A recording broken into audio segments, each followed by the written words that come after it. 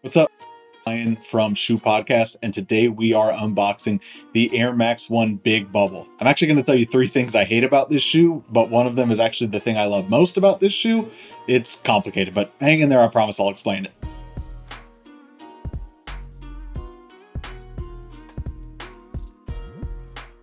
For those of you that are new here, we are a sneaker podcast that also does unboxings, interviews, TikToks, you name it. If you want more great content like this, go ahead and hit that subscribe button. It takes like 2 seconds and it actually really does help a small channel like ours. So we appreciate it. Thank you. All right, enough of that. Let's set the scene for the shoes we got here today. So a little bit of backstory on these shoes. I'm not going to get super into it because there's already a lot of unboxing videos out there and this is old sneaker history. So if you want to find it, I'm sure you can in better detail, probably more comprehensive from someone else. But in case you don't know, the year is 1986, right? Beaverton, Oregon. Tinker Hatfield, he's doing the original sketches for, you guessed it, the Air Max 1.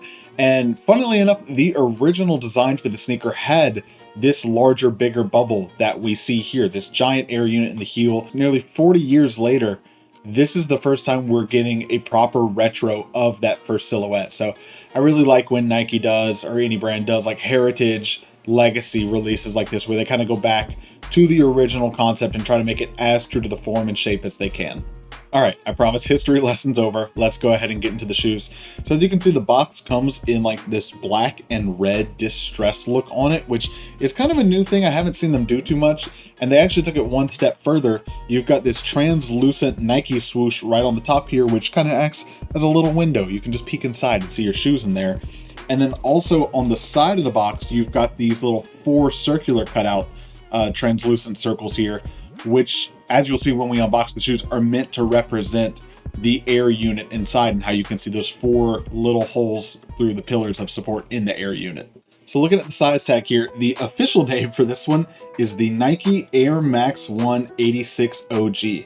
Big Bubble actually is not in the official name, at least not what's on the size tag here, but that's what everyone's been calling these. If you want to get like nerdy and technical with your friends and all, like, actually, it's the Nike Air Max 1 86 OG, so you can take that to the bank.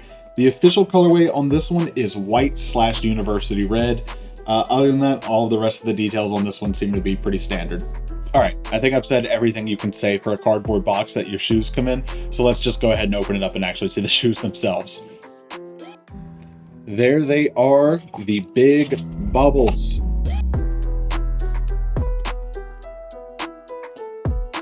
So you can see they don't really come with any like special extra laces or hang tags or other accessories in the box. You've kind of got like this diagonal candy stripe tissue inside, but that's about it. All right, so now that we've got the box out of the way, we can actually start looking at the shoes here. And I gotta say, these look pretty good in hand. It's always one of those things where you never know compared to the images online if you're going to like them as much in hand, but wow, this bubble is legitimately huge. It is quite literally big. Good on them. They got the name right there. Already off the top, I can see a couple of things about it that are different from your standard Air Max, which we'll get to later in the video, but let's go ahead and dive right in.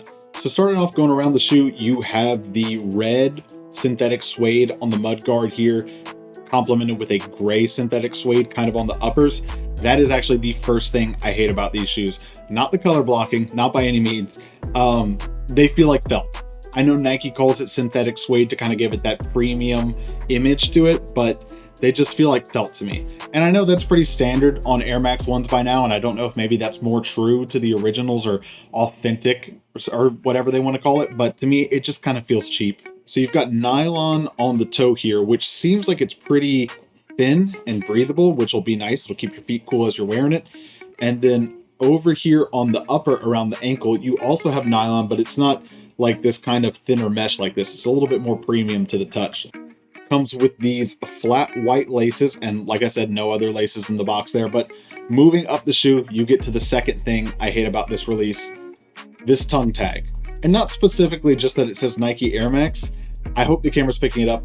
This little tint of red underneath where it says Nike Air Max here. Let's see if I can get it on camera. Just that slight little tint of red underneath where it says Nike Air Max. To me, it almost looks like an over dye issue. Like it looks like a bleed of dye, which I know that's not what it is, because it's, you know, the text that's on there is stitched on there. But I just don't like the way that it looks discolored. Again, I don't know if that's one of those things where they're like, this is more true to the original. But you know, we got better with our quality, presumably, over the last 40 years. Step your game up, Nike. We don't need that little discoloration right there. I just wish it didn't have it. Anyways, moving past the tongue tag there, you then get to the sock liner of the shoe, which comes in a very, very clean and crispy white. Make sure you wear your tall socks. Make sure you wear your clean socks, because these are going to stain easily, I'll tell you right now. But you get this nice little detail, which you normally don't have on Nikes anymore. You get the sides of the shoe kind of, I don't know if it's printed or stitched right on the side of the ankle of the sock liner there. I don't know if it's like a really thick print or it's stitched, because you can feel like the raised texture to it. So it doesn't feel like your normal kind of like plasticky sort of sticker they would have on there that feels like it would peel off. This seems pretty set in there, so I kind of like that. That's a nice fun little detail, a nice throwback again to the OG retros. But don't worry, it's not just that one little size on the inside of the shoe. You do have your classic size tag there on the inside of it, as well as on the other side, this is something different. This big made in Vietnam tag, which is normally not there on current releases. So that's a fun, another presumably throwback to the older ones. And you gotta love it, the classic Nike Air branding on the insole and on the heels of the shoe there. I know we're not talking Jordans, but real quick, let's take a second to talk Jordans. Can we all just agree that when they put Nike Air on the heel, it's like a billion times better than when they put the Jumpman logo on the heel? Leave a comment down below if you disagree with me, because I want to fight people in the comments today, apparently, but it's not even really up for debate, I would say. Finally, let's address the airbag elephant in the room, which is this very large bubble, which, you guessed it, is my most loved and hated thing about this shoe. I love it because I love how ridiculous and big that it is. I love, again, that they're telling this original story. They're going back to the true shape and they're bringing it back for the first time. But I hate, and I think this is probably a big part of why it never really, why they pivoted to the Air Max 1 that they did come out with. It's so large that when you see people walking in this shoe, I'll see if I can do it right here, you get a ton of pinch right here and just squishing down on it, which I don't believe is going to be damaging to it in any way. I just really don't like the way that it looks.